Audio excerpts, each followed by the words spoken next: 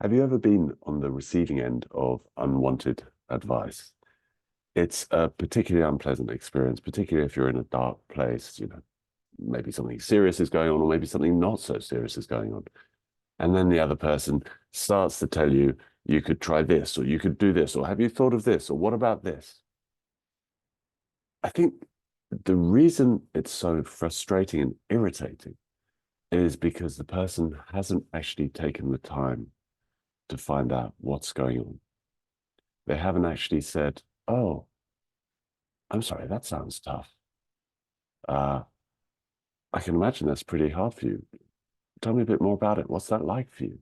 They haven't actually taken the time to look at you, see you, be with you where you are in this difficult moment and support you there. Instead, they've gone straight to the advice. And it's worth thinking about why we do this, because of course, I've given unwanted advice many times in my life.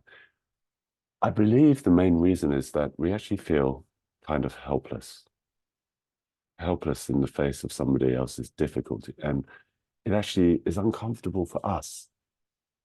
It's uncomfortable for us to be with somebody else when they're in that place of difficulty. And so what do? Well, we try and fix it or do something that's going to make it better. Now, it's seriously frustrating and irritating if life is kind of okay.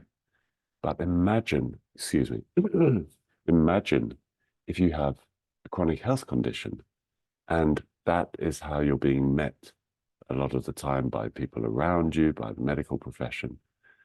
Very, very difficult, very isolating, very frustrating. So particularly if you have a friend or family member who has an ongoing chronic illness, then what you want to do is you want to support them where they are. And I can tell you that just as good as it feels to somebody who's sort of just having a bit of a bad day to be asked how they are and be inquired about, for somebody who's been spending weeks, months, years struggling with something, if you actually get interested in what's going on for them, you'll make a huge difference to their life.